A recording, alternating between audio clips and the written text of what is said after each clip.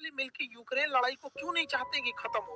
और रसिया को सबसे बड़ा लॉस जो हुआ है वो फिनलैंड को नाटो में शामिल होने से हुआ है। तो देखिए, नाटो एक नॉर्थ अटलांटिक ट्रीटी ऑर्गेनाइजेशन है, ये एक सैनिक संगठन है। इसको फ्रेंच भाषा में उल्टा बोलते हैं, ओटान कहते हैं। तो जब भी कभी नाटो देखिएगा तो ओटान आएगा। तो इसका पूरा हिस्ट्री देखते हैं सेकेंड वर्ल्ड वॉर से पहले से। देखिए, जब द्वितीय विश्व युद्ध चल रहा था, वार सेकेंड वर्ल्ड वॉर 1939 से 1945 के बीच में, तो इस दौरान पूरी यूरोप की अर्थव्यवस्था तबाह हो गई थी। यूरोप लगभग एकदम भुखमरी के कगार पे चला गया था। तो यूरोप तहस नहस हो गया था।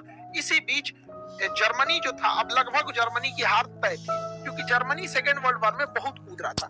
लेकिन जर्मनी की हार लगभग तय समझ रही थी। और ये जो हिटलर के मरने के 4 महीना पहले ही फरवरी 1945 में ये डिसाइड हो गया कि अब जर्मनी हार जाएगा। तो जर्मनी पर किसका अधिकार होगा, इसकी बैठक हो रही थी यूक्रेन के शहर याल्टा में। यही यूक्रेन जहां मार हो रहा है, चंद्रा का इतिहास है, मार धार से भरा हुआ है। यहाँ याल्टा में लड़ाई चल रही है, बैठक हुई। इसमें देखिए, विंस्टन चर्चिल, रूजवेल्ट और स्टालिन आए थे लोग। Winston Churchill Britain, Roosevelt America से, स्टालिन जो आए थे रसिया से। तय ये हुआ कि जर्मनी जैसे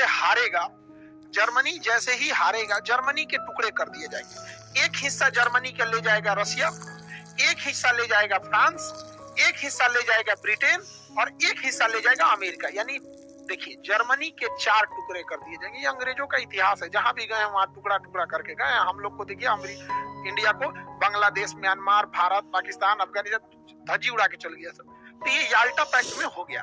इसके 4 महीने बाद फाइनली हिटलर हार गया और जर्मनी के जैसे हुआ टुकड़े वैसे तोड़ दिए गए जर्मनी। इसी में, इस याल्टा समिट में यह भी बात कही गई थी कि रसिया जो था उसका कहना था कि जापान जब हारेगा तो मेरी कुछ जमीनें जापान के पास